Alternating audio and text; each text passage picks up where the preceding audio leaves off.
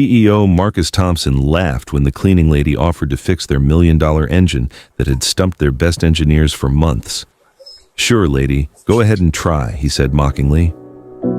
What he didn't know was that Dr. Sarah Chen had designed engines for NASA before losing everything in a corporate scandal that forced her into hiding. From which city around the world are you watching today?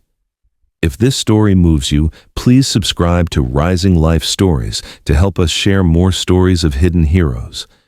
But Dr. Sarah Chen wasn't just any NASA engineer. She had been the lead designer on the revolutionary quantum propulsion project that could have changed space travel forever. 5 years ago, she was framed for stealing classified technology by her own business partner, who wanted to sell the designs to foreign governments. The scandal destroyed her career, her reputation, and her life. She lost her PhD credentials, her security clearance, and everything she had worked for. What CEO Marcus Thompson didn't know was that the impossible engine his company was struggling with was actually based on Sarah's own stolen designs, technology that had been illegally sold on the black market. Now, working as a cleaning lady under a false identity, she was face to face with her own creation. The engine wasn't broken, it was deliberately sabotaged by the same people who had destroyed her life. And they were about to find out that the woman they thought they had silenced forever was very much alive and ready to reclaim what was rightfully hers. The headquarters of Thompson Aerospace Industries hummed with frustrated activity as another day of failed engine tests came to an end. Located in the heart of Seattle's tech corridor, the company had invested everything into developing what they believed would be the next generation of propulsion technology. But after 6 months of setbacks, CEO Marcus Thompson was beginning to question whether his $50 million gamble would pay off. Sarah Chen pushed her cleaning cart through the corridors of the engineering wing, her head down, her movements efficient but unremarkable. At 38, she had perfected the art of invisibility. Her simple gray uniform, pulled-back hair, and worn sneakers made her blend seamlessly into the background of corporate life. To the engineers and executives who passed her daily, she was just another member of the cleaning staff, someone whose presence was necessary but rarely acknowledged. But as Sarah emptied trash cans and wiped down workstations, her trained eye automatically analyzed the technical documents scattered across desks. The equations on whiteboards, the prototype designs, the frustrated conversations she overheard, everything told her the same story. These brilliant engineers were struggling with technology she had created years ago. "The quantum resonance frequency is completely unstable," she heard Dr. James Mitchell, the lead engineer, explaining to his team. "Every time we achieve initial ignition, the containment field collapses within 30 seconds. We're missing something fundamental." Sarah paused in her cleaning, recognizing the exact problem she had solved during her NASA days. The containment field issue wasn't a design flaw. It was a deliberate sabotage mechanism built into the stolen plans to prevent successful replication without the proper activation codes. In the main conference room, CEO Marcus Thompson was growing increasingly agitated during the daily status meeting. At 52, Thompson had built his aerospace company from nothing, but this project was testing every limit of his patience and bank account. "Gentlemen," Thompson said, his voice carrying the strain of months of failure, "we're burning through $250,000 every week on this prototype. Our investors are asking hard questions, and I'm running out of answers. Dr. Mitchell, give me something concrete." Dr. Mitchell, a brilliant MIT graduate with 15 years of experience, looked exhausted. "Mr. Thompson, we've tried every configuration, every material combination, every theoretical approach. The fundamental physics should work, but something in the design is fighting us. It's like the engine is programmed to fail." "Programmed to fail?" Thompson's eyebrows shot up. "Jim, this is cutting-edge technology, not a computer virus. Engines don't have feelings or intentions." "I understand how it sounds, sir, but every simulation shows the engine should work perfectly. Yet every physical test results in the same catastrophic failure pattern. It's beyond frustrating. It's impossible." Thompson slammed his hand on the conference table. "Nothing is impossible. We just haven't found the right solution yet." What about bringing in outside consultants? MIT, Caltech, Boeing? We've already consulted with the top engineering firms on the West Coast, replied Dr. Lisa Park, the project's systems engineer. Everyone reaches the same conclusion. The theoretical framework is sound, but the practical implementation has some unknown fatal flaw. As the meeting continued, Sarah finished cleaning the adjacent hallway and prepared to move to the next section. She had listened to variations of this conversation dozens of times over the past 3 months. Each day, she watched brilliant minds struggle with problems she could solve in minutes, held back only by the need to maintain her carefully constructed false identity. Sarah Martinez. That was the name on her employment records, her apartment lease, her bank account. The real Sarah Chen had died 5 years ago in a blaze of false accusations and manufactured evidence. The woman who cleaned these offices was a ghost, living on the margins of the world she had once helped to shape. The cleaning cart's squeaky wheel echoed through the hallway as Sarah made her rounds, but her mind was focused on the engine design she had glimpsed on Dr. Mitchell's computer screen. They were so close to a breakthrough, yet so far from understanding what they were actually working with. The irony was almost painful. She was watching her own life's work being murdered by the very people who had stolen it. The next morning brought another crisis to Thompson Aerospace. Sarah arrived at 6 a.m. for her shift, but instead of the usual quiet building, she found the engineering lab buzzing with emergency activity. Dr. Mitchell and his team had worked through the night, attempting one more configuration that had ended in spectacular failure. The containment chamber cracked, Dr. Park was explaining to Thompson as Sarah emptied nearby wastebaskets. We're lucky no one was injured. The energy release was far beyond our safety parameters. Thompson surveyed the damaged equipment with a grim expression. Pieces of the prototype engine were scattered across the lab floor, and scorch marks on the walls told the story of an explosion that could have been much worse. How much to rebuild? Thompson asked. 3 weeks minimum, another $800,000 in materials and components, Dr. Mitchell replied. And that's assuming we can even get replacement parts for some of the specialized components. Thompson's face reddened. 3 weeks? Jim, our presentation to the Defense Department is in 10 days. If we don't have a working prototype, we lose the contract. And if we lose that contract, this company goes under. The weight of the situation settled over the room like a heavy blanket. Thompson Aerospace had bet everything on this engine technology. The military contract was worth $200 million over 5 years, but it required a successful demonstration of the propulsion system within 2 weeks. Sir, Dr. Park said carefully, maybe we should consider that this technology isn't ready for practical application. The theoretical foundations might be flawed. The theoretical foundations are perfect, Thompson snapped. I've had 3 independent consulting firms verify the mathematics. This should work. There's something we're missing, some detail or component that would make everything click into place. As the engineers discussed their limited options, Sarah continued her cleaning routine around the lab. She bent down to collect scattered debris from the explosion, and her trained eye immediately identified the failure pattern. The containment field had collapsed exactly as she had predicted it would, not because of design flaws, but because of deliberate sabotage encoded into the stolen plans. Maybe we should start from scratch, suggested Dr. Anderson, one of the junior engineers. Go back to first principles and build our own design instead of trying to reverse engineer this technology. Thompson shook his head. We don't have time to start over, and frankly, we don't have anyone with the expertise to design quantum propulsion systems from the ground up. This technology is beyond current public research by at least a decade. Sarah paused in her cleaning, a decision forming in her mind. For 5 years, she had watched from the shadows as her life's work was corrupted and misused. She had remained hidden, protected by anonymity, but powerless to act.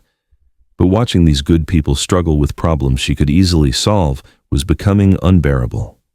Excuse me, Sarah said quietly. The conversation stopped. All eyes turned to the cleaning lady who had just interrupted a high-level engineering discussion. Thompson looked annoyed. Miss, we're in the middle of a private meeting. Could you finish your cleaning later? I'm sorry to interrupt, Sarah continued, but I couldn't help overhearing your discussion about the engine. I think I might know what's wrong with it." The silence that followed was profound. Dr. Mitchell looked at Sarah as if she had announced she could fly. Dr. Park's expression suggested she was witnessing either a mental breakdown or an elaborate joke. Thompson's reaction was immediate and dismissive. "Ma'am, I appreciate your interest, but this is highly advanced aerospace engineering. We're dealing with quantum physics and propulsion systems that require years of specialized education to understand." "I understand," Sarah replied calmly, "but the problem you're describing, the containment field collapse, it's not a design flaw. It's a built-in safeguard designed to prevent unauthorized replication." The room fell completely silent. Thompson stared at Sarah as if she had just spoken in an alien language. "I'm sorry. What did you just say?" Dr. Mitchell asked. "The engine isn't broken," Sarah explained. "It's working exactly as designed, but it's designed to fail unless you have the proper activation codes and understand the hidden security protocols built into the system." Thompson's face was a mixture of disbelief and growing irritation. "Ma'am, I don't know where you think you learned about quantum propulsion systems, but I can assure you that our engineers know what they're doing." Sarah looked around the room at the faces staring at her, brilliant minds trapped by their own assumptions and limited by information they didn't know was incomplete. "Mr. Thompson," she said, her voice gaining strength, "what if I told you I could fix your engine?" Thompson laughed, a short, harsh sound that echoed through the lab. "Sure, lady, go ahead and try. Maybe you can wave a magic wand while you're at it." Sarah set down her cleaning supplies and walked slowly toward the damaged engine prototype. The engineers stepped back, creating a circle around her as if they were about to witness either a miracle or a disaster. Thompson crossed his arms, his expression clearly conveying that he was indulging what he considered an elaborate delusion. "Before I begin," Sarah said, examining the damaged components, "I need to tell you something about this technology." She picked up a piece of the shattered containment chamber, turning it over in her hands with the familiarity of someone who had designed every curve and specification. "This engine is based on a quantum propulsion system that was developed 5 years ago by a team at NASA's Advanced Propulsion Laboratory. The lead engineer on that project was Dr. Sarah Chen, one of the world's foremost experts in quantum field manipulation."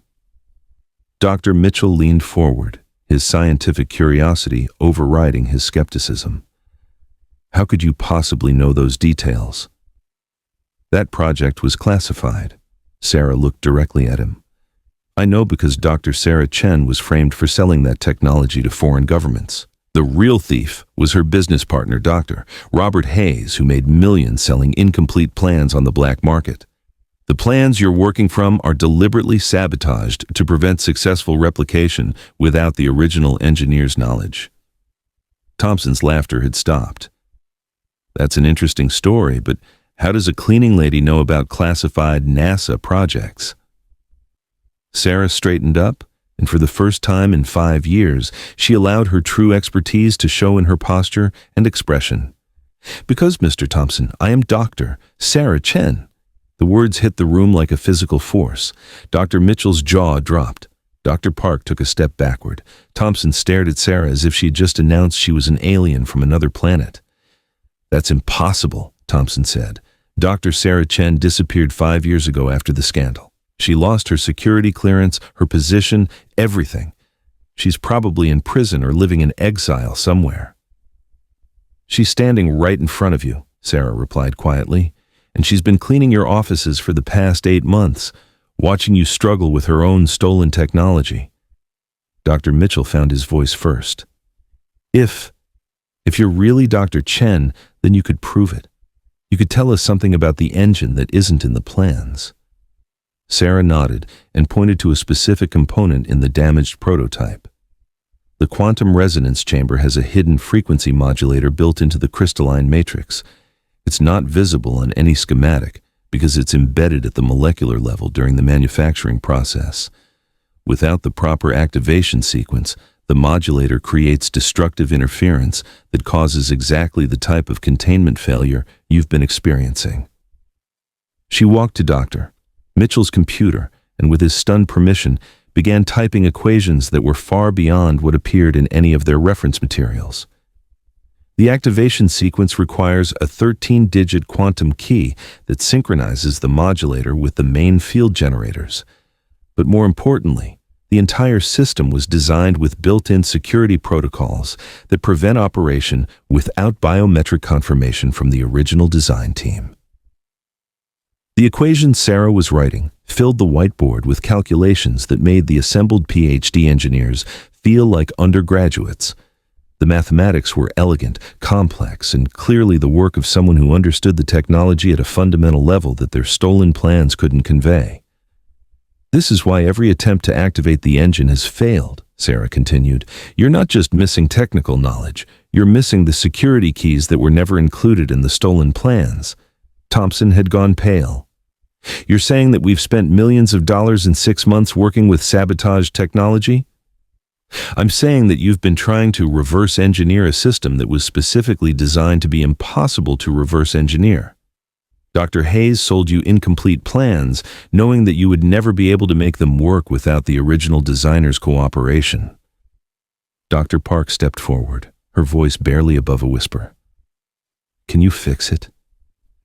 Sarah looked around the room at the faces staring at her.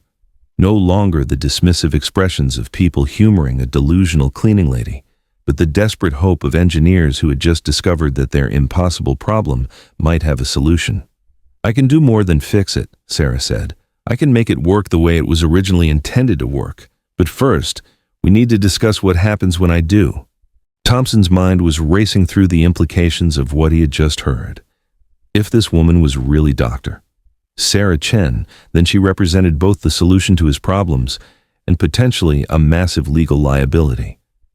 "Assuming for a moment that you are who you claim to be," Thompson said carefully, "what would you need to fix the engine?" Sarah walked back to the damaged prototype and began examining components with the practiced eye of someone who had designed every element. "First, I need access to your manufacturing facility. The quantum resonance chamber needs to be rebuilt with the proper molecular alignment. Second, I need the security protocols updated to recognize my biometric signature. And third," she paused, her expression becoming more serious. "Third, I need your guarantee that when this engine works, you'll help me clear my name and expose the people who destroyed my life." The room fell silent as the weight of her request settled in. Thompson was facing a decision that could either save his company or destroy it completely. "Dr. Chen," Dr. Mitchell said, "if you can really make this work, it would be the breakthrough of the century. But the scandal, if it comes out that we've been working with supposedly stolen technology." "The technology wasn't stolen by me," Sarah interrupted. "It was stolen from me. There's a difference, and I have proof." She reached into her cleaning cart and withdrew a small device that she had carried every day for 5 years, an encrypted hard drive containing the original design files, development notes, and most importantly, communication records that proved Dr. Hayes had framed her. "Everything you need to verify my identity and my innocence is on this drive," Sarah said, "but I'll only unlock it after you help me rebuild the engine and demonstrate that it works." Thompson stared at the device, understanding that he was looking at either salvation or destruction for his company. "How long would it take?" he asked. 72 hours, Sarah replied. "Give me 3 days and I'll give you an engine that will revolutionize space travel." 3 days later, Thompson Aerospace's testing facility was filled with tension as Sarah made final adjustments to the rebuilt engine. She had worked almost continuously, her expertise becoming more apparent with each hour as she corrected years of failed attempts with precise, confident modifications. The assembled team, Thompson, Dr. Mitchell, Dr. Park, and several other senior engineers, watched as Sarah activated systems and sequences that hadn't appeared in any of their documentation. "Quantum field generators online," Sarah announced, her voice calm despite the magnitude of the moment.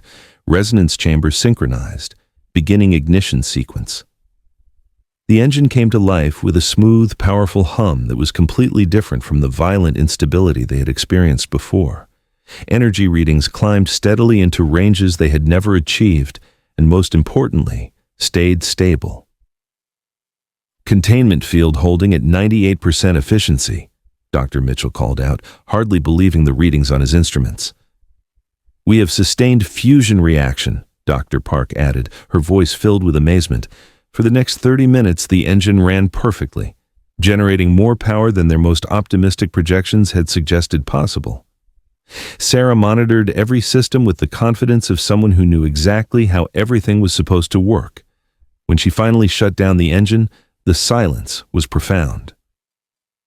"Ladies and gentlemen," Thompson said, his voice shaking slightly, "we have just witnessed the future of space travel." Sarah unlocked her encrypted drive and handed it to Thompson. "Now you have everything you need to clear my name and expose the real thieves." 6 months later, Dr. Sarah Chen stood before a congressional committee as Thompson Aerospace's chief technology officer. The investigation triggered by her evidence had exposed a massive conspiracy involving stolen technology and corporate espionage that reached into the highest levels of the aerospace industry. Dr. Robert Hayes was convicted of theft of classified technology and corporate fraud. Sarah's name was completely cleared, her credentials restored, and her reputation rebuilt. At Rising Life Stories, we believe that truth has a way of surfacing, no matter how deeply it's buried. Sometimes the most important discoveries are made by people hiding in plain sight. Sarah's journey from cleaning lady back to respected scientist reminds us that expertise doesn't disappear just because credentials are taken away, and that justice, while sometimes delayed, is rarely denied forever. Where are you watching from today? If this story inspired you to look beyond appearances, please subscribe, because there are brilliant minds everywhere, often in the most unexpected places.